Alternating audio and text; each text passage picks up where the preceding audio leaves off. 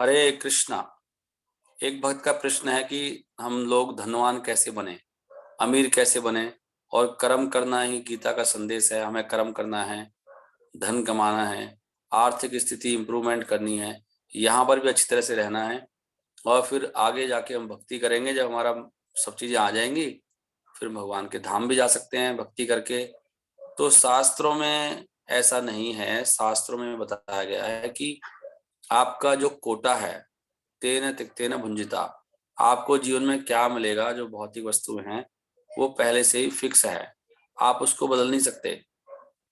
और शास्त्रों में आ, अगर मैं आदर्श की बात करूं तो आदर्श निर्देश तो यह है कि आपको 24 आवर्स केवल भक्ति करनी चाहिए।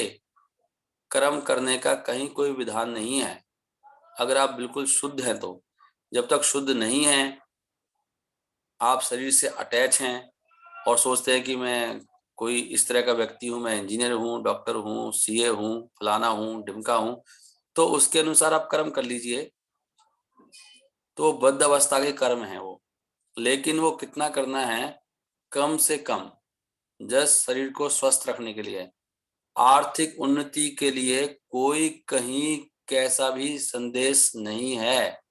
शुद्ध अवस्था के लिए और आर्थिक जो इम्प्रूवमेंट होता है वो केवल धर्म से होता है। धर्म, अर्थ, काम, मोक्ष। अगर आपको आर्थिक उन्नति भी करनी है तो आप अपना धर्म समझिए। शास्त्रों के हिसाब से आपके क्या कर्तव्य हैं उनका उचित रूप से पालन कीजिए। तो आपको अपने आप ही आपकी जो भी आवश्यकता है भगवान के द्वारा वो दे दी जाएंगी। वैसे भी आपका इस जन्म का कोटा पहले से ही फिक्स कर दिया गया है। आप उसमें कुछ भी चेंज नहीं कर सकते। तो ये प्रयास जो है आर्थिक उन्नति करने का, अपनी स्थिति को इम्प्रूवमेंट करने का, ये मूर्खता है। इसमें केवल समय व्यक्ति गंवाता है अपना, और अपने लक्ष्य से वो च्युत हो जाता है, लक्ष्य से दूर हो जाता है।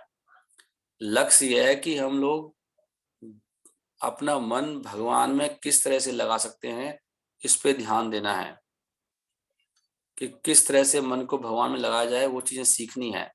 इसलिए अभ्यास है। पहला स्टेज है कि आपका मन 24 घंटे भगवान में लगा रहे, बेस्ट है। ऐसे व्यक्ति के लिए कोई कर्म नहीं है किसी भी तरह का।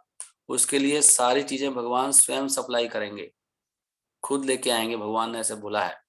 ये सबसे बढ़िया है। अगर आप ये नहीं कर सकते तो आप भक्ति के नियमों का अभ्यास करिए। जैसे सुबह जल्दी उठना है, गीता अध्ययन है, जप करना है, सेवा करना है, और थोड़ा बहुत अपने शरीर को चलाने के लिए कुछ कर्म कर लीजिए। और बिल्कुल भी अपनी कंडीशन को इम्प्रूवमेंट करने के बारे में मत सोचिए। भगवान ने जो स्थिति आपको दी है वो आपके अनुकूल है, आपके लिए उपहार है। उसी को भगवान की सेवा में यूज करिए। जो भी सुख आ रहा है, दुख आ रहा है, गरीबी है, अमीरी है, जैसी भी स्थिति है उसको भगवान की सेवा में लगाइए। उसको बदलने का प्रयास मत करिए।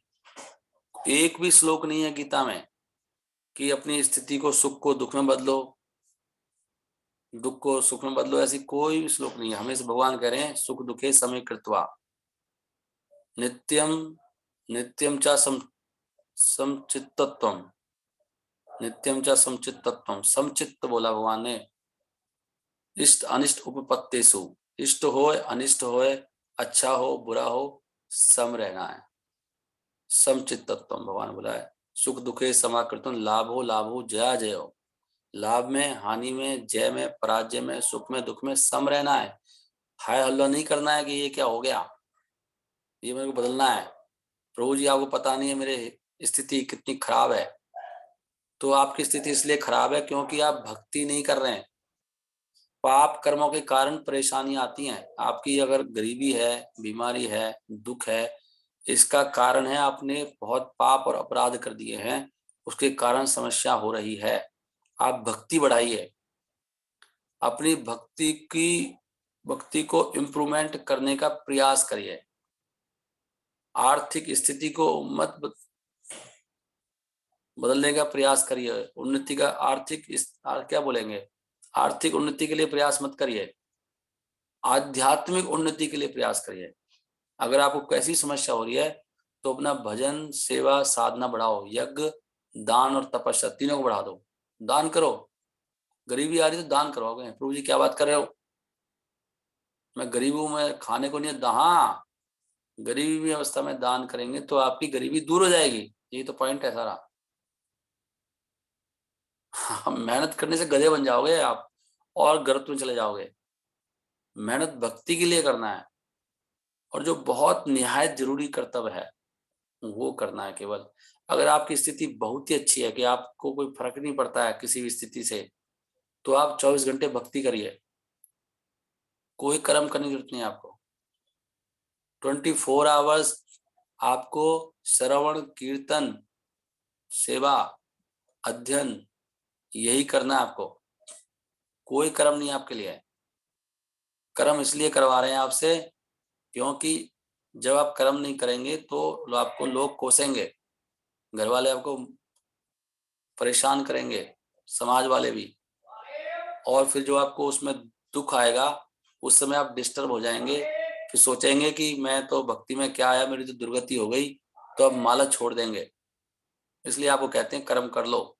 अगर आपका पक्का विश्वास है भक्ति में कि दुख भी मेरा सुखी है, जो मेरे को समाज से, संसार से, मन से, बुद्धि से, देवताओं से परेशानी आएंगी, वो मेरा सुख है, मुझे तो भक्ति करनी है, फिर आपको कोई कर्म करने की जरूरत नहीं है। लेकिन कभी-कभी ऐसे भक्त भी गुरुओं के आदेश के अनुसार दूसरों को सिखाने के लिए कर्म करते रहते हैं कि कैसे संसार में अपने कर्तव्यों का पालन किया जाता है, लेकिन वो वही कर्म करे जाते हैं जिनसे भक्ति में बाधा ना बने। ऐसे ना हो कि आपके कर्म भक्ति में बाधा बन रहे हैं, आपके कर्तव्य, तो उन कर्तव्यों को भी नहीं करना चाहिए। कोई कर्तव्य आपका भक्ति में बाधा हो रहा है, उसको त्याग देना चाहिए। वही कर्तव्य करने चाहिए जो भक्ति में बाधा नहीं है, जो भक्ति में हेल्प कर रहे हैं। आई थिंक आप ये सब समझ गए होंगे, ऐसा मैं आशा कर रहा हूँ। हरे कृष्णा। श्रील प्रभुपाद की जय।